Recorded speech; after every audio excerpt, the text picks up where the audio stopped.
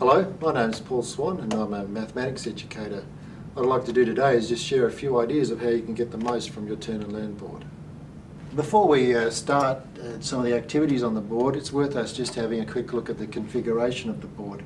You notice that it's currently set to start at 0 and to finish at 119. Some teachers prefer to begin their activities with 0.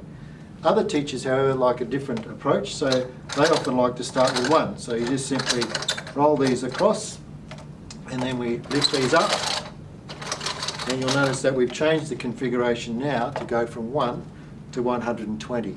You notice that we have this spare column that's just sitting there, so we either have 1 spare at this end or 1 at that end.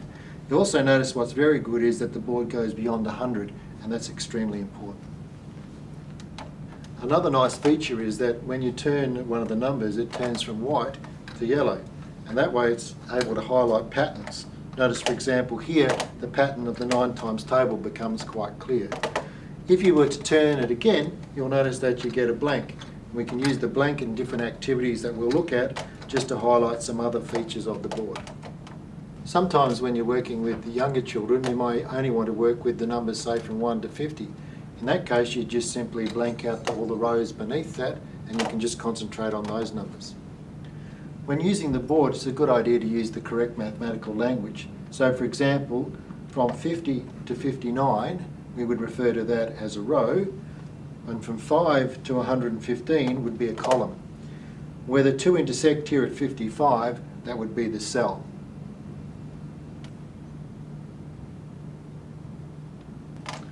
You'll notice that the standard grid tends to start with 0 or 1 in the top left-hand corner, and will finish with 119 or 120 in the bottom corner. However, you can turn this board around just by releasing the lever on this side here and turning it around.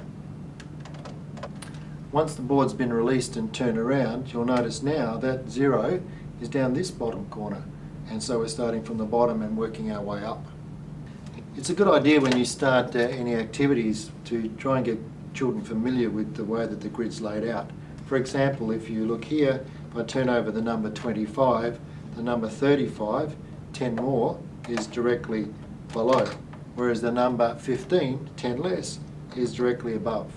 Likewise, the number 24 is 1 before, the number 26, 1 afterwards. You could also see, for example, the number 35, the number 44, 9 away from it, is in that spot there, and the number 46 is 11 away from it.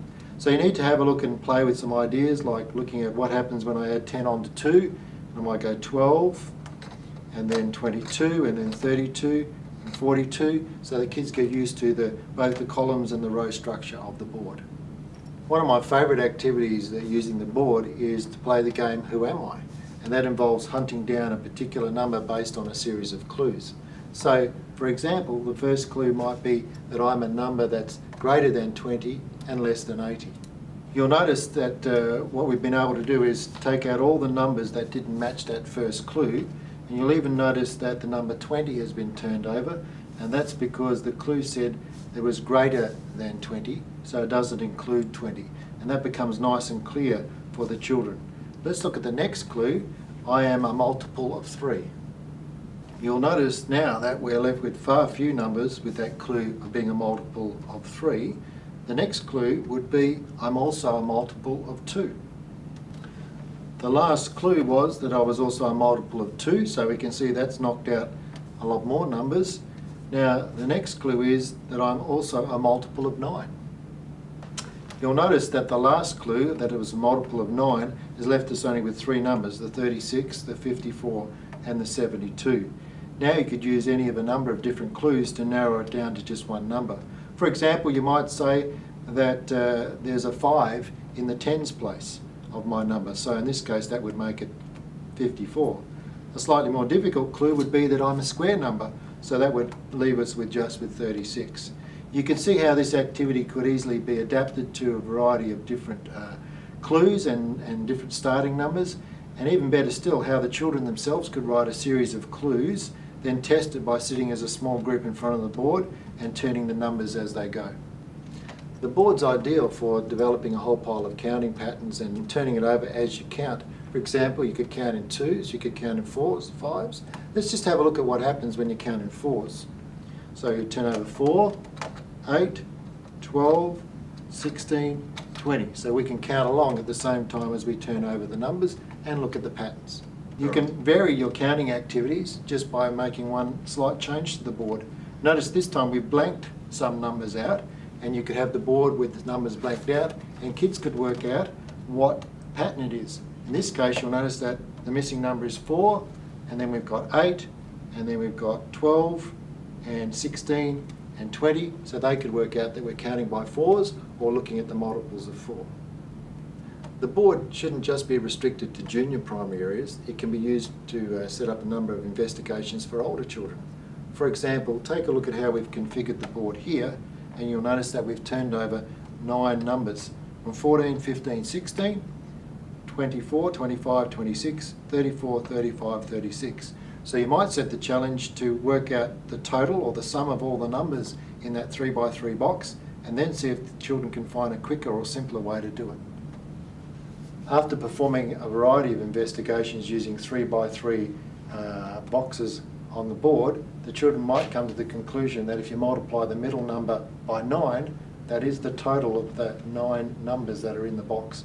So in this case, 9 25s would give us the total of the 9 numbers shown in that 3x3 box. Another investigation you might like to try with some children is to consider that 3x3 box in this particular case. But this time look at the relationship between the numbers that are in opposite corners. So to make that a little bit easier, we'll just blank out some of the numbers and just leave the 4 left. You'll notice 14 and 36 is 50, 16 and 34 is 50. I wonder whether that will happen for other 3x3 boxes or 4x4 boxes or 5x5 boxes. You might also notice that in this case it's double the centre number. Is that the same for all other boxes? The board's an ideal way of showing a variety of patterns. We're just going to look at a few now, but the first one we'll show you is the 9 times table pattern. You'll notice that there are 2 quite distinct patterns in the multiples of 9. For example, the number 9 starts at the top right hand corner, and then we get a diagonal pattern down the board, but also there's a pattern between the digits. So 1 and 8 make 9, 2 and 7 makes 9, 3 and 6 makes 9, 4 and 5 makes 9. So if it's a multiple of 9, the digits will always add up to 9. That allows us to look at things like the divisibility rules. So we know if a number is divisible by 9 if its digits add up to 9. So you could ask the children, give them a 2 or 3 digit number and ask them whether it's divisible by 9 without leaving a remainder. I hope you've found these few ideas worthwhile and interesting.